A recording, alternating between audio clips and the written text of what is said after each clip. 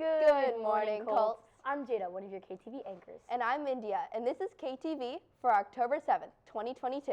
Hey, India, do you have an iPhone? Yes, I do have an iPhone. Why do you ask? I was just wondering if you know who made the iPhone. Let's watch a video to learn more about him. Steve Jobs, born February 24th, 1955, San Francisco, California, was adopted as a baby by Carl Jobs. In 1976, Jobs and Steve Wozniak made Apple in his parents' garage. Jobs had no prior technology nor business experience, but in 1977, Jobs and Wozniak launched the Apple II, the first popular computer. Later, Apple debuted the Macintosh, a computer with a graphical user interface, allowing people to navigate their computer with a mouse. Jobs left Apple in 1985, creating Next, a high-performance computer brand which never became popular as it was too expensive. However, in 1996, Apple bought Next. The year after, Jobs became the CEO of Apple. Under him, Apple made the iPod in 2001, the iPhone in 2007, and the iPad in 2010. Despite many medical issues, Jobs continued to lead Apple. But on August 24, 2011, he stepped down from the company, and 6 weeks later, he died from pancreatic cancer. Wow, I didn't know about him. Thank you for telling me who he was. iPhones are very important in our everyday life, and so are the school bathrooms. That's really gross, Jada. Well, it's true. We've had to shut down one of our bathrooms because of people using it as a hangout and as an art canvas.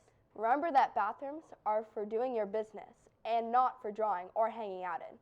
If you really want to do art, see Ms. Parnes in the library.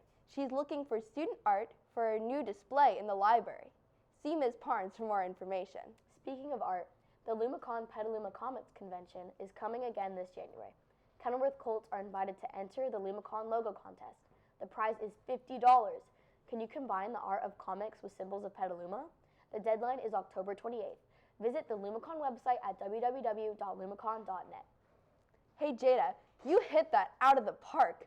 Oh, wait a minute. I just remembered. Let's check in with Zoe in the sports corner.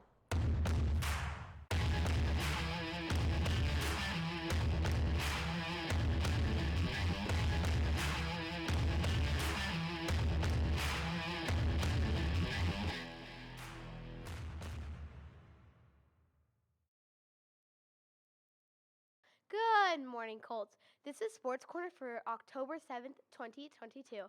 In Colts news, cross country will have their final meet next week versus all the league finals at Spring Lake at 2:30. The girls basketball team has a game at 4 at Slater versus Slater. Wow. Shout out to Isaac Fellman for winning the Wild West Champion Award. One of our girls basketball players, Julissa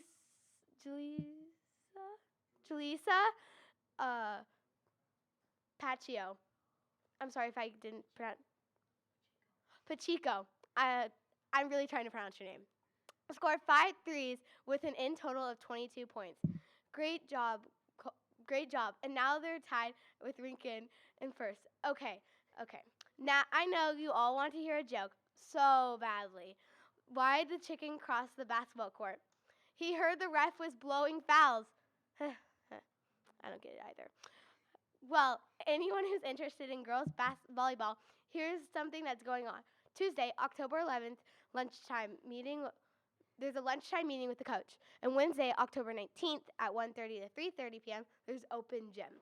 And Monday through Friday, October 24th to 28th, 5:30 to 7:30, there are the volleyball tryouts. Okay, since we did a basketball joke, now we have to do a volleyball joke. Okay. Why did the carpenter have it in common with the volleyball player? They both like to hammer spikes. Okay. That's it for Colts news. Now, good luck. Now back to the KTV studio. Thanks, Zoe. Great job, Colt Sports. In lunchtime news, come to room 34 to play the Battle of Polytopia every Thursday at lunch. Did you know we also have another fun Friday coming up? It'll be today in the small quad. The game is to guess which staff member is which. I'm so excited. Hey, Jada, do you want to play Guess the Poet? Sure. How about... Did you say Gary Soto? No, wait. Who the flippity floppity bippity boppity Mary and Joseph and the wee donkey teenage mutant wannabe rats with near crunchy munchy slap Queen's Jack delights is that? I'm so glad you asked, in your own way. Well, let's see a video about Gary Soto. Have you ever heard of Gary Soto? Gary Soto was born on April 12, 1952 in Fresno, California. Gary Soto is an American poet, novelist, and memoirist. You may have heard of his books such as Too Many Tamales, Baseball in April, and Other Stories, and many other books. Gary Soto's place of education was the California State University, Fresno, and University of California, Irvine. He graduated in 1974 at California State University and graduated in 1976 at the University of California, Irvine. Gary Soto is now 70 and has a wife named Carolyn Oda and a daughter named Mariko Heidi Soto. Wow, that's the most I've ever learned in a span of 41.1 seconds. Well, after all our talking, let's go check in with Alessio in the weather studio.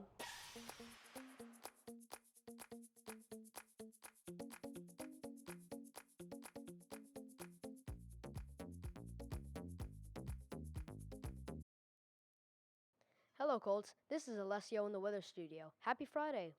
Today, it's supposed to be pretty humid and partly cloudy with a high of 80 degrees. This weekend, however, will be a little cooler with some clouds and a high of 76 on Saturday and a high of 72 on Monday. Then on Monday was 74.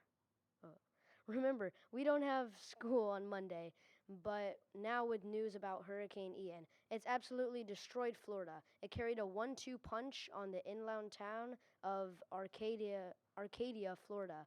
It suffered the immediate effects when the Category 4 storm swept east, and it brought a huge rains and hurricane-force winds to the inland part of the state. Then, when Ian was farther north and the Peace River spilled over to its banks, which flooded parts of the city and surrounding farms. A hurricane starts off as a tropical cyclone. If it has a wind speed of 39 miles an hour or higher, it's a tropical storm. Once it reaches a sustained wind of 74 miles an hour, it's considered a hurricane. The hurricane wind scale is from 1 to 5, based on how high the wind speeds are. The higher the category, the more likely it will cause property damage. Well, that was a lot of talking. Let's get back to Jada and India in the KTV studio. Wow, Hurricane Ian seems huge. Let's end off our show with a video about respect. Respect is an important life skill to use in all aspects of your life. Respect means to be considerate to others. For example, when the teacher is talking, you should be respectful and listen to them. You can also be respectful to everyone around you. Respect is something you need if you want to work in groups or pairs during your classes. If you want to be respected, make sure to be respectful too. Colts, make sure to use this important life skill in school and at home.